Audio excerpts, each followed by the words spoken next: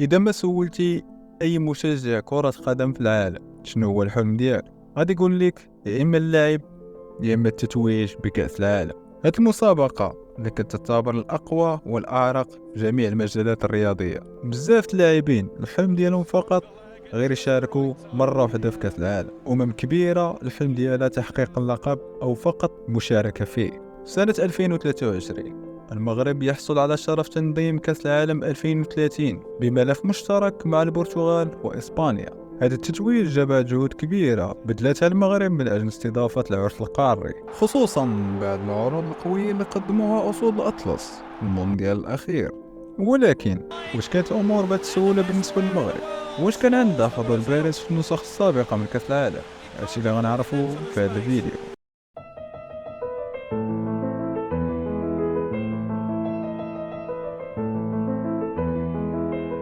مشاركة المغرب في كأس العالم كانت متأخرة نسبيا.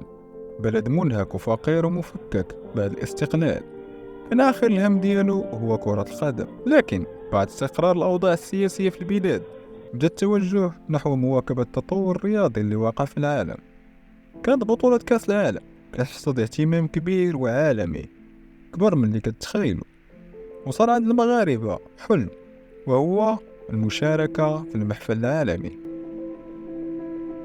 أول مشاركة لأسود الأطلس كانت في كأس العالم 1970. المغرب كيتأهل أول مرة في التاريخ ديالو لكأس العالم بعد الفوز على السنغال في الماتش الحاسم بنتيجة 4 أهداف لهدفين في 3 المباريات.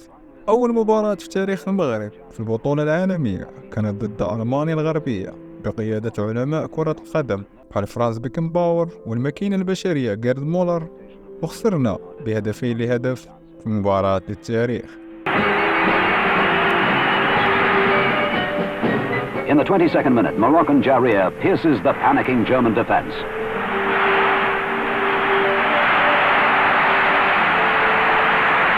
تاني ماتش خسرنا من البيرو بثلاثية نظيفة، وكان ماتش للنسيان.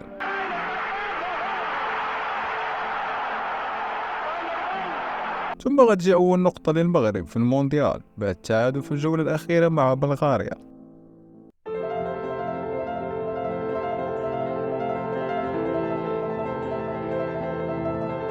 وشهدت هذه النسخة تسجيل أول هدف في تاريخ المغرب في كأس العالم بقدم الأسطورة حمان جرير أمام ألمانيا الغربية، وأمام أحد أفضل المدافعين في التاريخ القيصر بيكنباور، وفي مرمى الحارس الأسطوري سيب ماير.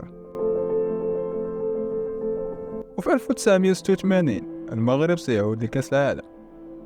المنتخب غاب عن نسخ 74 و78 و82 وبقيادة الحارس الأسطوري بدو الزاكي ومصطفى الحداوي والجوليادور كريمو والمايسترو عبد العزيز بودربالة. كانت أول مباراة تاريخية للعناصر الوطنية. فرضوا التعادل السلبي على بولندا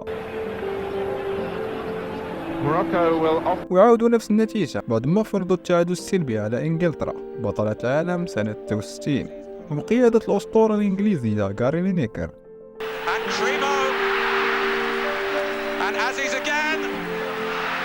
وفي الجولة الأخيرة المنتخب المغربي غادي يفجر مفاجأة من العيار الثقيل بالفوز على البرتغال ب3 أهداف لهدف في لقاء تاريخي شهد تألق الأسطورتين خيري وكريم. al 19esimo del primo tempo di Khalifa e arriva con uno splendido ed è il terzo gol portoghese segnato da Merri Crimau. لقاد المنتخب الوطني للدور الثاني، أول مرة في تاريخ أي منتخب إفريقي أو عربي كيتأهلوا للدور الثاني من كأس العالم. وهذه المرة في دور الثمن النهائي المغرب يتلاقى مجددا مع ألمانيا الغربية، ومرة أخرى قمنا بإحراج هذا المنتخب الرهيب بقيادة الحارس شوماخر وعبقري وسط الميدان لوتر ماتيوس والهداف المخيف كارل هاينز رومينيغي، وخسرنا بهدف نظيف. مباراة بطولية خلت جميع الصحف الألمانية تتكلم عن هذا المنتخب الإفريقي اللي أحرج الماكينات الألمانية. من 86 إلى كأس العالم 94 واللي كتعتبر أسوأ مشاركة للمنتخب الوطني في كأس العالم بعد ما خرجنا بزيرو نقطة، وبهذا كتهرس القلب حيث أن المنتخب كان كيتقاتل وفي الأخير كيخسر بطريقة غريبة. النتائج كانت هزيمة من بلجيكا بهدف نظيف، وهزيمة من السعودية بهدفين لهدف، ونفس النتيجة أمام هولندا بقيادة المدرب فرانك ديبور والمهاجم الخطير مارك أوفرماس، وطبعا العبقري الخرافي دينيس بيركا. شيفو خطير خصهم يحتطوا منه الداودي. بالله خطأ ديال الحارس، خطأ ديال عزمي ادى الثمن ديالو غالي. الخروج ديالو ما كانش خروج. ولأول مرة المنتخب المغربي غادي يشارك في المونديال الثاني على التوالي. المنتخب ضرب بقوة في هذه المشاركة واللي كانت الرابعة في نهائيات كأس العالم. وفي أول مباراة سقط فخ التعادل أمام النرويج، في مباراة كنا أفضل رغم التعادل.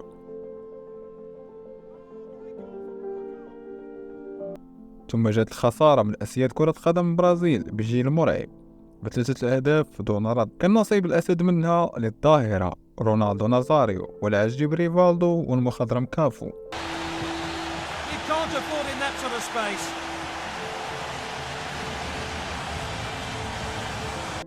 والخبر الجميل جاء في الجولة الأخيرة بعد ما فاز المنتخب الوطني على اسكتلندا ب3 أهداف دون رد. 27 minutes in.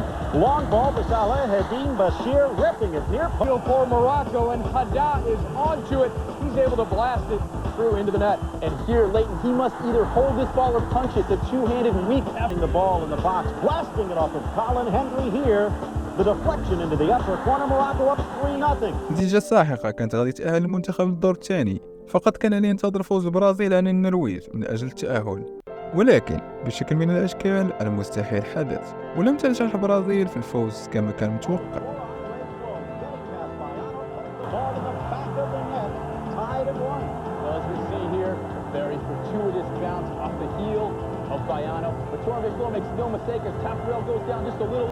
وخرج المنتخب الوطني من كأس العالم بعد ما رأى العالم المؤامرة اللي تعرض لها من طرف البرازيل والنرويج.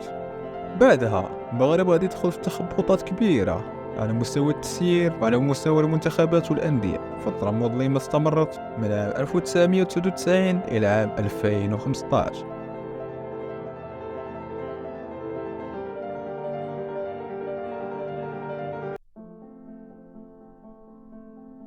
انتخب الجمع العام العادي الانتخابي الذي عقدته الجامعة الملكية المغربية لكرة القدم اليوم الأحد السيد فوزي القجاع الذي يشغل منصب نائب رئيس النهضة الرياضية البركانية بالإجماع رئيسا جديدا للجامعة الملكية المغربية لكرة القدم لولاية مدتها 4 سنوات قابلة للتجديد لولاية واحدة.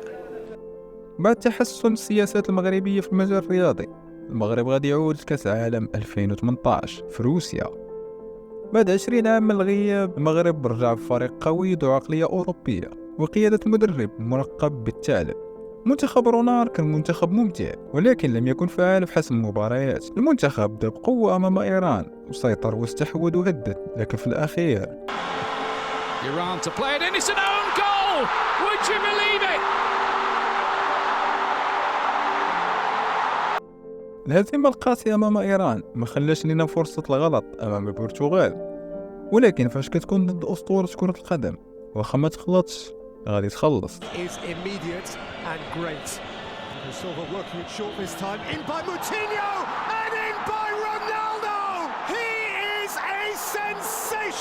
حرفيا المغرب دار كل شيء في هذه المباراة، ولكن التسرع والتهور مع بعض الجدل التحكيمي المغرب خسر وودع كأس العالم رسميا. وفي الماتش الأخير أمام إسبانيا واللي كان طبعه شكلي بين فيه المغرب علاش كان كيستحق التأهل.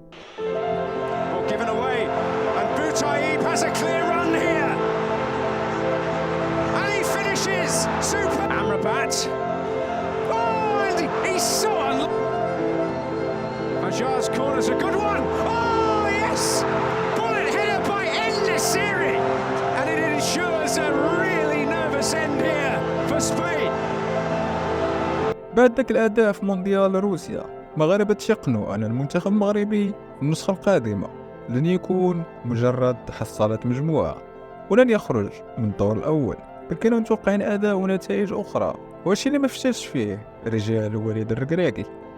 وفي كأس العالم 2022 بدولة قطر المغرب يكتب التاريخ. يتلقى الإشارة صابر يسجل كورتك يا ياسين، بابلو ياسين، قال إشارة، زياش يتقدم، زياش يا بونو، كورتك يا بونو، يتقدم بوسكيتس، يتقدم بوسكيتس، وبونو أشرف يسعد أشرف، يحيى عطية الله في القائمة الثانية، جول، المغرب يتقدم، المغرب يسجل، يوسف أنصاري ينصر دينك يا يوسف، بالراس حتى بالشباك، بالراس. كان هذا هو الفيديو على تاريخ مشاركات المغربية في كأس العالم. 6 ديال المشاركات كان فيها الزوين وكان فيها الخيب، وكيظل أحسن مشاركة هي المشاركة الأخيرة في كأس العالم قطر. المزيد من الفيديوهات ما تنساوش الاشتراك في القناة وتفعيل زر الجرس واللايك والشير وتعليق زوين يحفزني نكمل في هذه الفيديوهات. تهلاو.